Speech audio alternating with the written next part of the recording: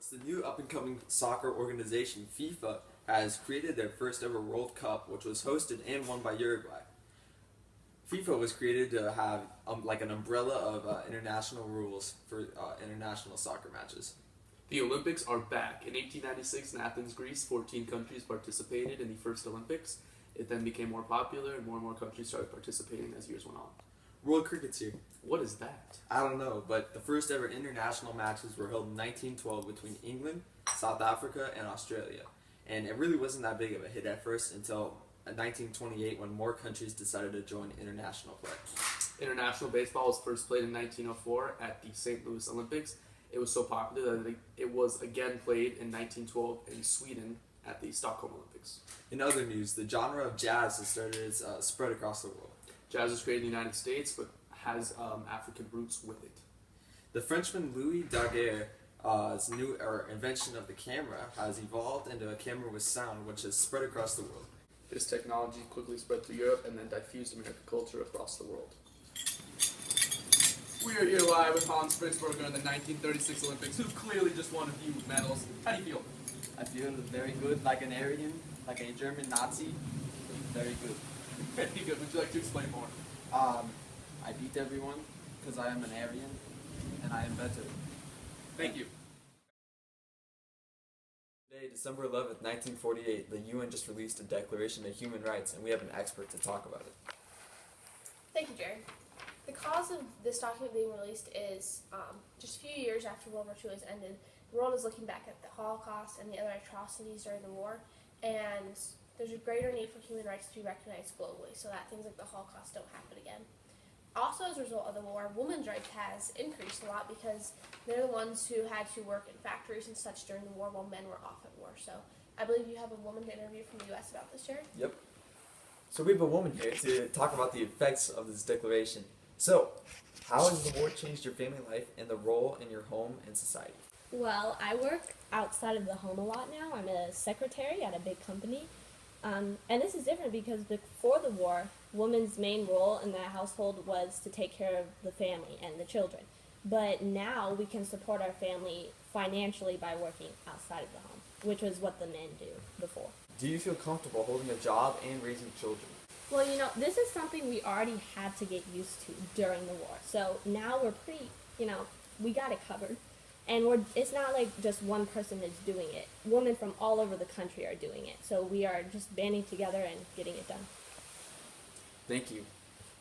Okay, it's 1948 and the apartheid has been put in place administered by the League of Nations, and this is someone from the League of Nations to discuss it more.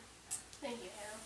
So basically, the purpose of this apartheid system is to segregate whites and blacks, because after World War II, there has been mass migrations of people of all races into South Africa, and because of things like race riots and negritude, which we're really seeing in the U.S., like the Chicago riots, the Omaha riots, the Tulsa riots, all these different riots going on across the country, and it's not even between just Americans and African Americans. There's Irish immigrants too, and there's just all this racial tension going on. So the League of Nations is going to step in, and we're segregating the two races purposely so that we prevent any kind of racial assimilation that will lead to conflict. Okay, it's 1952 and the Chinese Exclusion Act has just been repealed. But what is still going on is the Immigration Act of 1917, which slows European immigration to the U.S. So, and this is a great example of xenophobia, and here to talk more about it is Allison. Thank you, Hannah. So what we're seeing more and more of is mass migrations to the U.S., especially from World War II and World War I, all the refugees that are coming into the U.S. And the reason they're coming into the U.S. is because the U.S. is a very attractive country. We're wealthy, we're industrialized, and that's actually why the Chinese Exclusion Act was put in place. That was in the 1880s when the U.S. was very industrialized, and so people were flocking in. And it's made possible because of the interconnectivity of the world. But these exclusion acts are being put in place because of a greater sense of xenophobia, which we've never seen before. But xenophobia, which is a fear of other people from other cultures in your country, hasn't been an issue before because people haven't been able to migrate so much. But now there are tons of migrations, and so countries are wanting to keep people out that they don't want in. I'm here with Tom Cruise and Nita Patel, both actor and actress. Tom, I have a question for you. So, the new camera technology was able to produce your movie, what other effects has it had globally? I mean, the spread of my movies through new technologies has just, led to the start of copycats in India with Bollywood.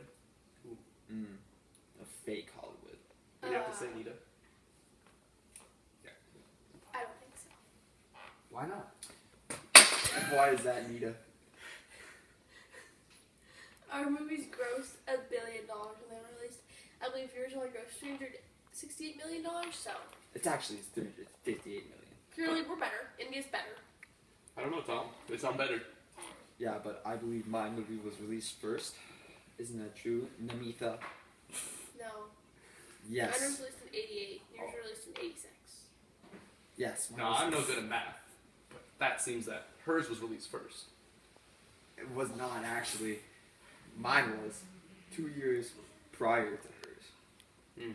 Well, looks like we're going to end this episode on that note. Thank you. So I'm here with Lil Wap. He is a popular rapper. And I was just here to ask you, how has your culture been put out through the music that you sing? Okay. The music that I sing is transported all across the world due to transportation, like boats, like airplanes, like planes, like freight trains, and people just like Lil Wap.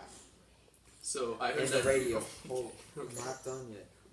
Respect. Apologies. The radio is my most important tool. Alright. Can I ask you now? Mm. Okay, so I've noticed that you've been on many tours. How has your American style music influenced them? See, I talk about things like English, American restaurants, the police in my music. And see when that gets transmitted across the radio all over the world. Really? People see that. Yeah. And they're like Lil Wow. 10,000 Falun Gong demonstrators have rallied in Beijing. This group promotes ritual exercise to obtain good health and peace of mind. But fearing the revolutionary nature of the religious movement, the government rejects them. Even so, the presence of religion in politics is a major theme in the late 1900s, as seen in the following clips. The new movement liberation theology has aroused. Inspired by the poverty and discrimination of the indigenous peoples of Latin America, people have interpreted Christian scriptures to promote social and economic equality through politics. The International Society for Krishna Consciousness has formed a monotheistic organization based on Hindu Vedic philosophies. In politics, it promotes the abstinence from meat eating, gambling, intoxication, and other sins according to their religion. Coming out of so many wars and disappointed with traditional Christian values, some people have turned to Eastern mysticism. This is known as New Age religion, featuring the belief in magical crystals, aliens, and global interconnectedness known as Hololi. In politics, some are trying to encourage these beliefs on others, promoting world unity and community strength by emphasizing a change in the individual. The Jews desired the creation of a homeland as promised in their holy text. This led to militant uprisings and the creation of Jerusalem and Israel for the Jewish homeland. And Iran. In Iran, the Muslims were seeking to create a government that resembled Muhammad's caliphate, and they wanted to rid Iran of all the non-Islamic influences. So they overthrew the Pahlavi dynasty and instituted the Islamic National Republic. So basically, in both Israel and Iran, we see that people are sticking to their religion more and following their holy texts to create their own lands based off their religious beliefs. Overall, religion's new role in politics produced a common theme in the 20th century where minority or majority groups attempted to apply their values into politics. This led to some violence, such as in China and the Middle East, but in other cases remained peaceful. This also led to the synthesis and diffusion of different cultures. For example, some aspects of Hinduism spread to America because of Hare Krishna. Hare Krishna, liberation theology, and other groups also emphasize morality in their countries. In some countries, religion successfully became a major part of politics, but generally in others, such as America, it remained among the minority.